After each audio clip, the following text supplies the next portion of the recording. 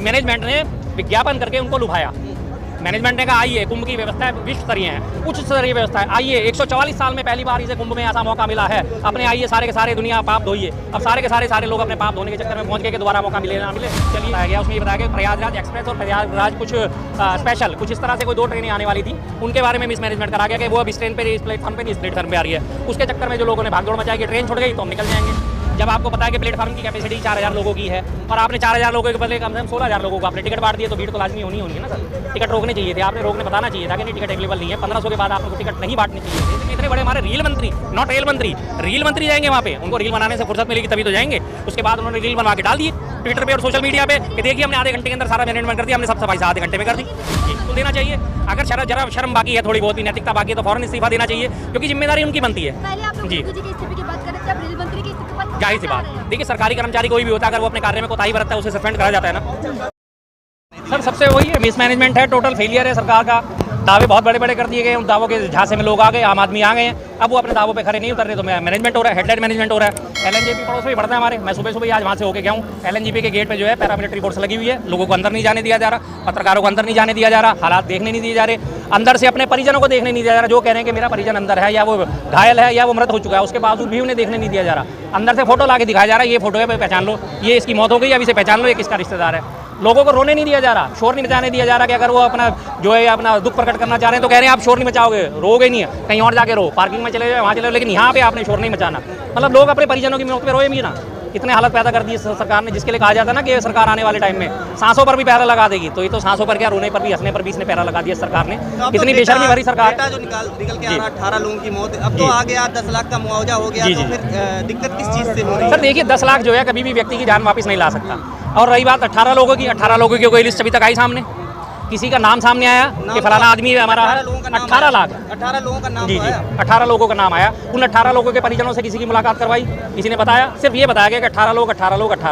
अब वो 18 के अंदर 18 हैं या 2800 हैं या 150 हैं या 200 हैं, किसी के बारे में कोई जानकारी दे रहे हैं, घुसने दीजिए आप। पत्रकारों को क्या दिक्कत है? अगर 18 ही हैं तो पत्रकार जाएंगे, सच निकाल लाएंगे, क्या परेशानी है आपको? भाई मैं झूठा नहीं हूँ तो मैं किस बात से डरूँ? भगदड़ की घटना हुई कैसे? ये भगदड़ की घटना जी देखिए वहाँ पे जो बताया गया उसमें ये बताया गया प्रयागराज एक्सप्रेस और प्रयागराज कुछ स्पेशल कुछ इस तरह से कोई 2 ट्रेनें आने वाली थी, उनके बारे में मिसमैनेजमेंट करा गया कि वो अब इस ट्रेन पे इस प्लेटफॉर्म पे नहीं इस प्लेटफॉर्म पे आ रही है। उसके चक्कर में जो लोगों ने भागदौड़ मचाई कि ट्रेन छूट गई तो हम निकल जाएंगे, प्लेटफॉर्म चेंज करने के चक्कर में जो इस तरह की बातें करी जाती हैं, उसमें भगदड़ मची और लोग फिर देखते तो है नहीं। जितना भीड़ मैनेजमेंट है, एक ट्रेन की कैपेसिटी लगभग 20 बोगियों में 1500 लोगों की होती है और 1500 तो उन्होंने जनरल टिकट बांट दिए, तो आप खुद ही मैनेजमेंट खराब कर रहे हैं। जो स्लीपर क्लास के लोग हैं 1500 हैं, 1500 आपने एक घंटे में 1500 आपने जनरल टिकट बांटने शुरू कर दिए, तो यानी एक ही ट्रेन में आपने भेड़ बकरी की तरह 3000 लोगों को ठूस दिया। फिर भगदड़ मतलब स्वाभाविक है, खुद ठूसने के लिए गए हैं या लोगों को ठूस दिया गया? इस देखिए सवाल उठ रहे हैं ना, दोनों चीज़ें, इसमें लोगों की भी गलती है, मैनेजमेंट की भी गलती है। मैनेजमेंट की सबसे बड़ी गलती है, मैनेजमेंट ने विज्ञापन करके उनको लुभाया। मैनेजमेंट ने कहा आइए, कुंभ की व्यवस्था विश्व स्तरीय है, उच्च स्तरीय व्यवस्था है, आइए 144 साल में पहली बार इसे कुंभ में ऐसा मौका मिला है, अपने आइए सारे के सारे दुनिया पाप धोइए। अब सारे के सारे लोग अपने पाप धोने के चक्कर में पहुंच गए कि दोबारा मौका मिले ना मिले, चलिए इसी बार पाप धुलेंगे, इसके बाद तो गंगा माँ नहीं रहेंगी, नॉर्मल हो जाएंगी। लेकिन सर कुंभ से दिक्कत है या कुंभ की व्यवस्था से दिक्कत है? व्यवस्था से सर कुंभ में जा नहीं रहे हैं, उल्टा सवाल इसलिए उठा नहीं जी नहीं, मैं तो देखिए मैं तो भीड़ से हमेशा लग रहता हूँ, सीधी सी बात है। मेरा मानना है मन चंगा तो कटौती में गंगा। अभी 4 दिन पहले स्वामी रविदास जी की जयंती आई थी, उनका सबसे बढ़िया एक ही लोकोक्ति थी, मन चंगा तो कटौती में गंगा। मेरे लिए कुंभ आज भी उतने मायने रखेगा, मेरे लिए कुंभ उस दिन भी उतने मायने रखेगा जब ये यहाँ से भीड़ छट जाएगी। क्या त्रिवेणी में गंगा जमुना का संगम तब नहीं होगा? सरस्वती जो लुप्त है जो नीचे से आती है तब उसका संगम नहीं होगा? क्या ये इसी में जब महाशिवरात्रि को स्नान पर्व खत्म होगा, क्या इसके बाद गंगा जो है पवित्र नहीं रहेगी? गंगा तब भी पवित्र रहेगी, गंगा तो पतित पावनी है, हमेशा पवित्र है, पवित्र ही रहेगी लगातार। तो क्या ये सिर्फ एक या 1.5 महीने के अंदर ही गंगा में कोई स्पेशल खासियत आ गई है कि ये 1.5 महीने गंगा पवित्र रहेगी, बाकी जो ये 10.5 महीने गंगा पवित्र ही नहीं रहेगी? और 144 साल का हवाला बार बार दिया जा रहा है, लोगों के दिमाग में ये चीज़ डाली जा रही है कि इसके बाद पता नहीं मौका मिले या ना मिले। और 12 साल में कुंभ आता है और 6 साल में अर्ध कुंभ आता है, कोई दिक्कत थोड़ी है, कोई परेशानी थोड़ी है। और इसका साफ मतलब है कि लोगों ने पाप इतने कर लिए जो अपने पाप धोने के लिए जा रहे हैं। मैं तो साफ कहता हूँ, लोग दे गालियाँ, मुझे कोई परवाह नहीं है। साजिश इसके पीछे कुछ है क्या? नहीं, साजिश सामने आ रही है कि कुछ लोगों ने अफवाह फैलाया? नहीं, देखिए साजिश का तो रूप दिया जा रहा है। मैंने एक बार पहले भी आपको याद है ना कि पिछली कुंभ की जब भगदड़ हुई थी उसमें मैंने कहा था ईश्वरियत करोति शोभनम करोति, कि मुसलमानों का पहले ही आह्वान कर दिया गया था कि मुसलमान कुंभ से दूर रहें। और उसके बाद जब भगदड़ मची और लोग मारे गए तो इनके पास कोई बलि का बकरा नहीं था कि बलि का बकरा किसको बनाएं।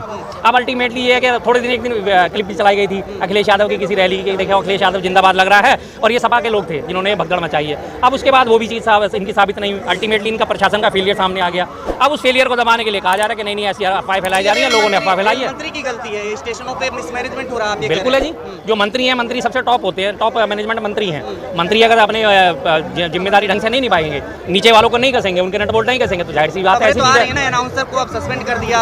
अनाउंसर की इसमें क्या गलती है सर? अनाउंसर ने टिकट बांटने हैं। जब आपको पता है कि प्लेटफार्म की कैपेसिटी 4000 लोगों की है और आपने 4000 लोगों के बदले कम से कम 16000 लोगों को आपने टिकट बांट दिए, तो भीड़ तो लाजमी होनी है ना सर। टिकट रोकने चाहिए थे, आपने रोकने बताना चाहिए था कि नहीं टिकट अवेलेबल नहीं है। 1500 के बाद आपको टिकट नहीं बांटने चाहिए थे। लेकिन नरेंद्र मोदी ने शोक संवेदना व्यक्त की है। जी वो तो करेंगे, बिल्कुल शोक संवेदना तो व्यक्त सभी करेंगे, उसमें कोई बात नहीं। उनके लिए तो एक रोजमर्रा रूटीन का काम है। अभी पीछे आपने याद होगा आज है कितनी 17 तारीख हमारी 15 फरवरी को 14 फरवरी को पुलवामा डे था, उस पर भी उन्होंने शोक संवेदना प्रकट करी थी जब हमारे 44 सैनिक शहीद हुए थे। लेकिन बाद में उन्हीं के नाम पे उन्होंने वोट भी मांगे थे। तो नरेंद्र मोदी जी का संवेदना व्यक्त करना ये तो कोई मायने रखता ही नहीं है, उनका तो एक रूटीन का। शंकराचार्य जी से तुलना की है मोदी जी की। जी वो तो किसी से भी कर सकते हैं। आने वाले टाइम में योगी जी को अपनी कुर्सी बचानी है, वो तो अभी भगवान से भी तुलना कर देंगे, उसमें कौन सी देर लग रही है जी। बीजेपी में खासियत ये है, जो जितना चरण चुंबक करेगा, जो जितना चाटुकारिता करेगा, वो उतना ऊपर जाएगा। जो जिसकी तुलना करेगा, भगवान से तुलना करेगा योगी जी की। जब रात में घटना हुई उसके बाद लगातार मीडिया में दिखाया जा रहा था एलजी अपने ट्विटर या फिर अश्विनी डिलीट कर रहे थे, फिर उसके बाद मोदी जी का ट्वीट आया, फिर इन्होंने कंफर्म किया कि मौतें हुई है। जिसके बारे में कहा जाता है ना कि जितने भी प्रेस मीडिया है और ये तमाम जो मंत्रिमंडल है और बीजेपी का नीचे का जो ऑर्डर है, जब तक टॉप मैनेजमेंट से नहीं आ जाता कि ट्वीट क्या करना है या क्या कहना है, क्या बयान देना है, तब तक इन लोगों के मुंह नहीं खुलते। इन लोग इस बार इन्होंने पहले मुंह खोल दिया, आपने देख लिया, लगातार ट्वीट एडिट होने शुरू हो गए कि नहीं ऐसे नहीं ऐसा कहना, ऐसे नहीं ऐसा कहना। मिसमैनेजमेंट इनका सामने आ रहा था, पता चल रहा था। नई दिल्ली रेलवे स्टेशन से ना तो राष्ट्रपति भवन ज्यादा दूर है, ना पार्लियामेंट ज्यादा दूर है, ना रेल मंत्री का घर जी। तो रेल मंत्री गए क्यों नहीं वहाँ तक? क्या करेंगे वो जाके?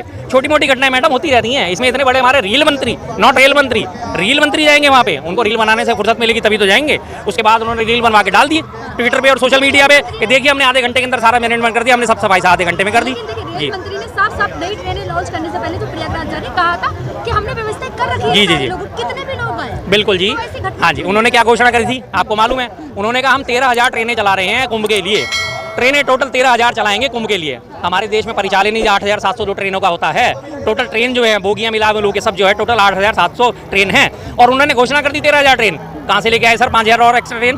कहाँ से आपने सीटें बढ़ाई, कहाँ से आपने बोगियां बढ़ाई? बताइए। लोग योगी जी का जो पक्ष ले रहे हैं कि जब इतनी छोटी मोटी आयोजन कोई घर का करता है तो वो नहीं कर पाता, इतनी बड़े आयोजन में तो ऐसी चीजें होगी। बिल्कुल जेन्युइन बात है जी, इसमें कोई बात हो रहा नहीं है। लेकिन कम से कम हमारे घर के छोटे मोटे आयोजनों में मौतें तो नहीं होती।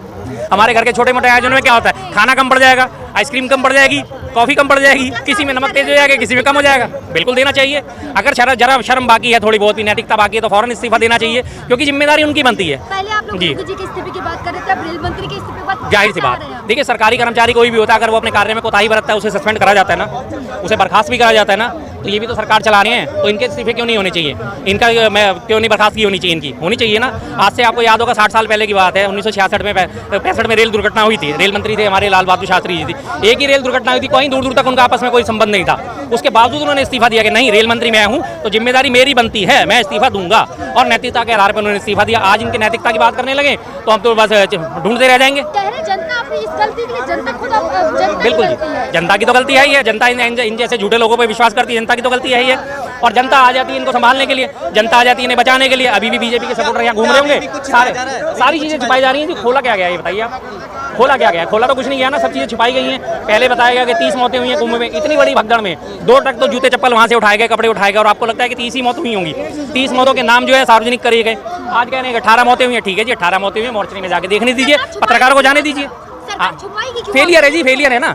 मेरा बच्चा अगर फेल होगा और उसके मात्र 100 में से 10 नंबर आते हैं और मैं छुपाऊंगा नहीं, मेरी बेइज्जती नहीं हो रही। मैं तो कहूँगा यार मेरा बच्चा बस हाँ वो पास हो गया भाई, मार्कशीट दिखा दो, नहीं भाई पास हो गया। मैं छुपा रहा हूँ क्यों? क्योंकि मेरा फेलियर है। मोदी जी की डिग्री क्यों छुपाई जाती है? क्योंकि मोदी जी की डिग्री फ्रॉड है। अभी भी दिल्ली हाई कोर्ट ने, आपको याद है ना, उनकी डिग्री पे बात आई है घूम के, तो उनके फिर मना कर दिया कि नहीं इनकी डिग्री नहीं दिखाई जाएगी। डीओ ने फिर मना कर दिया, क्यों? क्योंकि है ही नहीं, इसलिए। देखिए दिल्ली यूनिवर्सिटी ने मना किया ना, अमित शाह ने तो मीडिया को दिखाई थी ना। बिल्कुल, अब अमित शाह जी ने मीडिया को दिखा दी। वो कौन से? हाँ जी बिल्कुल दिखाई दी। वो कब की छपी हुई थी? कंप्यूटर पे छपी हुई थी। 1978 की डिग्री जब वो हाथ से लिखी जाती। मैं 92 का पास आउट हूँ, मेरी डिग्री जो है वो हाथ से लिखी हुई है। वो तो 78 की बात है। 78 में तो कंप्यूटर का आविष्कार भी नहीं हुआ था। एंटायर पॉलिटिकल साइंस का मैं भी सोचता हूँ कि कहाँ है वो सब्जेक्ट, कौन सी यूनिवर्सिटी में वो सब्जेक्ट है।